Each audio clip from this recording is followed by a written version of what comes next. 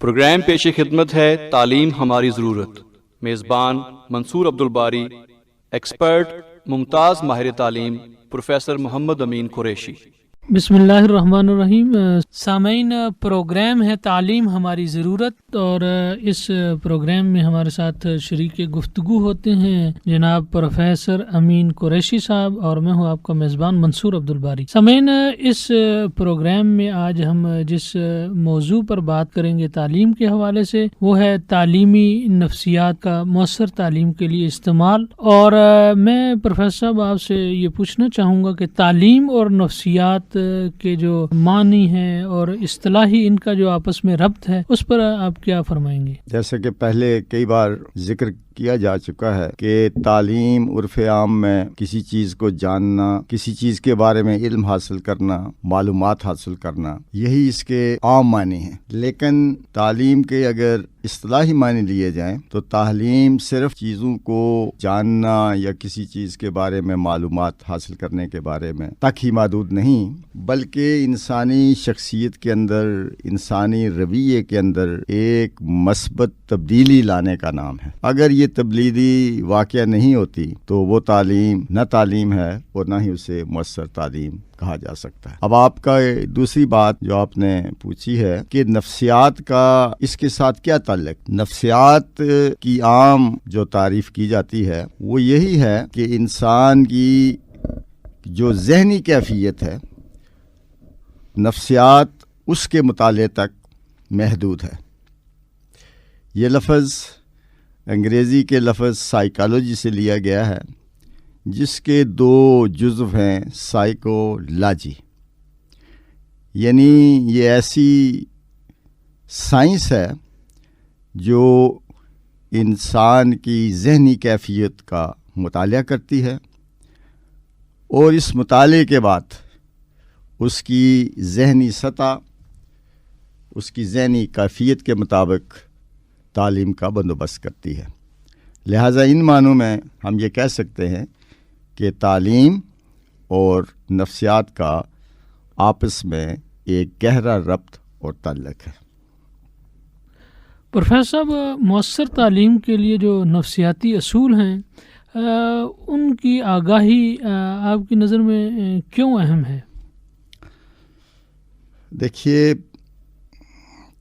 تعلیم مؤثر تبھی ہوگی جب ہم انسان کی ذہنی کیفیت کا مطالعہ کریں گے، اس کے جو عام فہم بنیادی اصول ہیں ان کو مد نظر رکھیں گے. مثال کے طور پر ایک بڑی عام سی بات ہے کہ اگر کسی چیز کو سیکھنے کے لیے انسان کے اندر دلچسپی نہیں ہے، اس کے ساتھ لگاؤ نہیں ہے، اسے اس کی ضرورت نہیں ہے، تو وہ تعلیم اس کے لیے بیکار ہوگی، بے معنی ہوگی.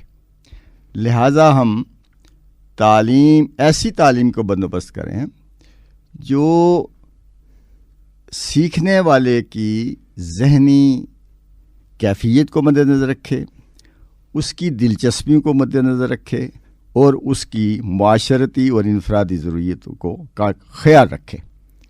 لہٰذا میں سمجھتا ہوں کہ یہ چند ایک عام فہم بنیادی باتیں ہیں جن کے بغیر ہم کہہ سکتے ہیں کہ تعلیم غیر مؤثر ہوگی، اور ہمیں ہر مرحلہ پر تعلیم کے لیے علم نفسیات سے کام لینا پڑے گا.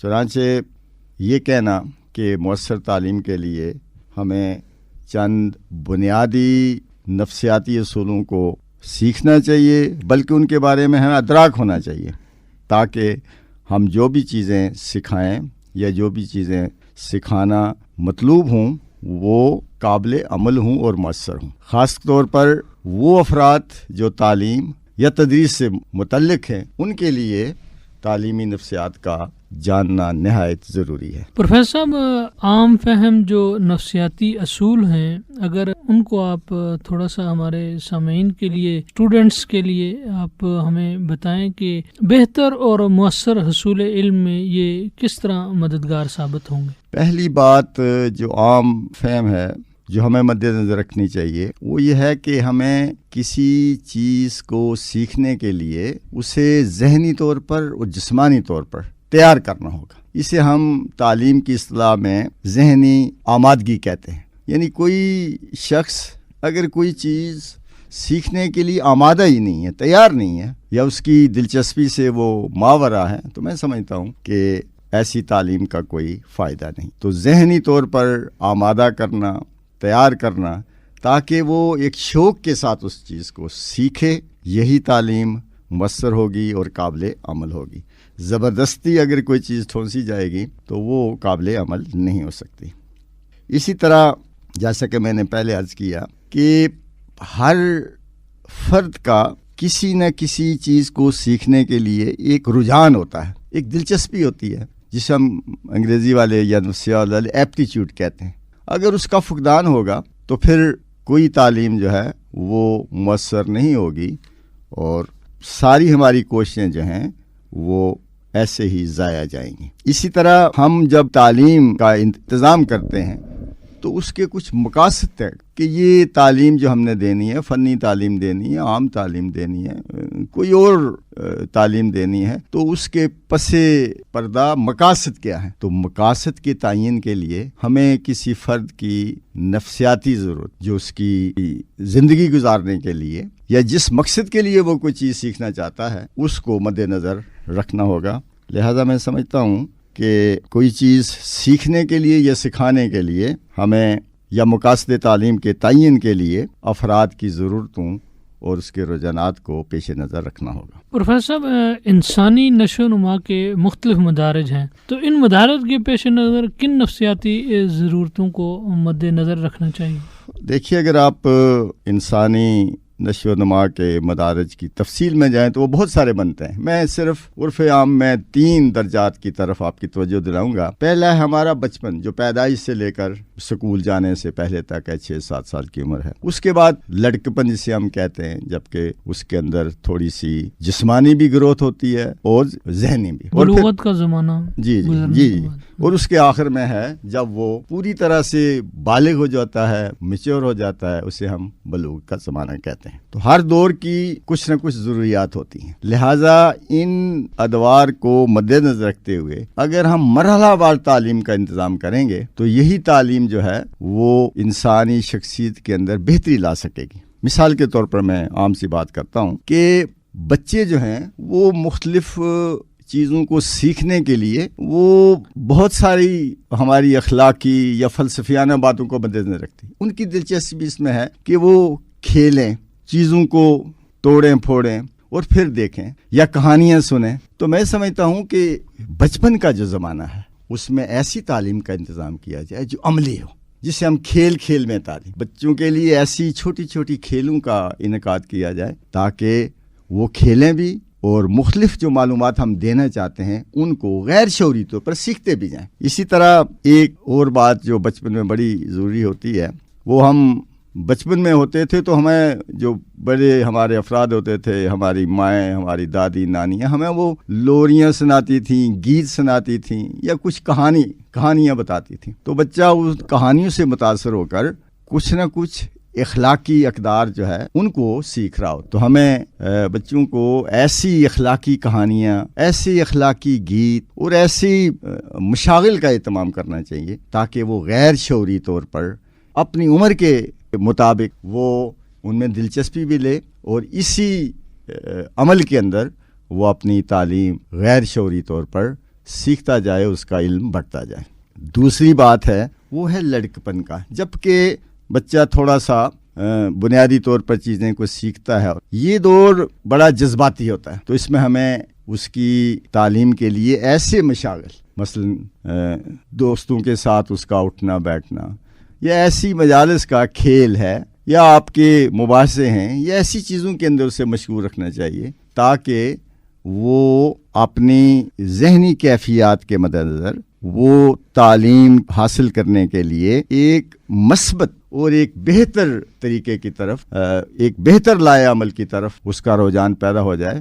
ایسی عمر میں اگر بچوں کی نفسیات کو، اس کی ضروریات کو کا خیال نہ رکھا جائے، کیونکہ وہ امیچور ہوتا ہے، اتنا بالغ بھی نہیں ہوتا جی، تو تو اس کے خراب ہونے کا، اس کے بگڑنے کا سخت خدشہ ہوتا ہے۔ جس طرح بچے کو آپ ماحول مہیا کریں گے اور اگر آپ اس کو ڈانٹیں گے تو پھر اس کے اندر بھی اسی طرح ریئیکشن کا ایک وہ پہلو پیدا ہوتا ہے، اور اگر آپ اس سے پیار سے سمجھائیں گے تو وہ بھی پیار سے سمجھے گا۔ لاڈ اور پیار اور اس محبت اور اس کے اندر ایسے مشاغل کا انتظام کرنا تاکہ وہ اس کی دلچسپیاں بڑھیں اور اس کے ذہن مثبت کاموں کی طرف ہو جائیں، وغیرہ یہ دیکھیں کہ وہ پھر معاشرے سے انتقام لینے کے لیے وہ غیر اخلاقی قسم کی حرکات کے اندر وہ مصروف ہو جاتا ہے۔ بالکل، جیسا آپ کا رویہ ہوگا، اور پھر سب سے اہم بات کہ اس عمر میں بچے پھر اس رویے سے متاثر ہو کر یا اچھی صحبت اپناتے ہیں یا بری، اور پھر وہ یا اسکول سے بھاگنے کا ایک عنصر وہ بھی شامل ہو جاتا ہے جب آپ بچوں کے ساتھ ان کی ضروریات بھی نہیں پوری کرتے اور اس کے ساتھ ساتھ ان کو پنشمنٹ دیتے ہیں مختلف قسم کی، تو پھر ایک تو گھر کے لیے اور دوسرا معاشرے کے لیے۔ آپ نے بجا طور فرمایا کہ اس عمر میں ہم تخیلاتی باتوں کو مد نظر رکھتے، بلکہ وہ چیزیں جن کو ہم دیکھ سکیں، جنہیں ہم حواس خمسہ کہتے ہیں، یہ 5 جو ہیں ایسے علم کے دروازے ہیں، ایسے ذرائع ہیں جن کو دیکھ سکتا ہے، ان کو سن سکتا ہے۔ ہم کوشش کریں کہ انہی چیزوں تک محدود رہیں، اور جب ان چیزوں کو، جن چیزوں کو وہ دیکھ سکے، پرکھ سکے ان حواس خمسہ کے ذریعے ان کو سیکھ سکے، تو پھر اس کے بعد اس کے جو تخیلاتی ہیں اور جو دوسری باتیں ہیں جو ان چیزوں سے ماورا ہیں، اس کی طرف اس کا رجحان آہستہ آہستہ منتقل کرنا چاہیے۔ تیسرا دور جو آپ نے فرمایا وہ ہے بلوغت کا، جب آدمی بالغ ہو جاتا ہے۔ یہ بلوغت کا دور جو ہے وہ بڑا جذباتی ہوتا ہے۔ اس میں اگر آپ جذبات کو کنٹرول کرنے کے لیے، ان کے مثبت استعمال کے لیے کوئی ذرائع نہیں پیدا کریں گے تو یہ جذبات منفی رویوں کو اختیار کریں گے۔ اس لیے ہمیں نوجوانی کے عرصہ کو، خاص کر ان نوجوانوں کے جذبات کو اس طرف موڑنا چاہیے، اس دھارے کی طرف لانا چاہیے تاکہ ان کے جذبات جو ہیں وہ ملک کی، اپنے معاشرے کی بہتری کے لیے استعمال ہوں۔ مثبت پہلو، مثبت پہلو بہت ضروری ہے، اور میں یہی سمجھتا ہوں کہ ایک مؤثر اور دیر پا تعلیم کے لیے ہمیں ان بنیادی نفسیاتی اصولوں کو جو مختلف ادوار کے اندر مختلف ہوتی ہیں مد نظر رکھنا نہایت اہم ہے۔ شکریہ پروفیسر صاحب۔ سامعین، ابھی آپ نے پروگرام سنا تعلیم ہماری ضرورت، اور آج کے پروگرام میں ہم نے بات کی تعلیمی نفسیات کا مؤثر تعلیم کے لیے استعمال۔ اپنے میزبان منصور عبدالباری کو نیکسٹ پروگرام تک کے لیے اجازت دیجیے۔ اللہ حافظ۔ ابھی آپ نے پروگرام سنا تعلیم ہماری ضرورت۔ Broadcast engineers Wajid Mahmood, expert professor Muhammad Amin Qureshi, میزبان اور پروڈیوسر منصور عبدالباری۔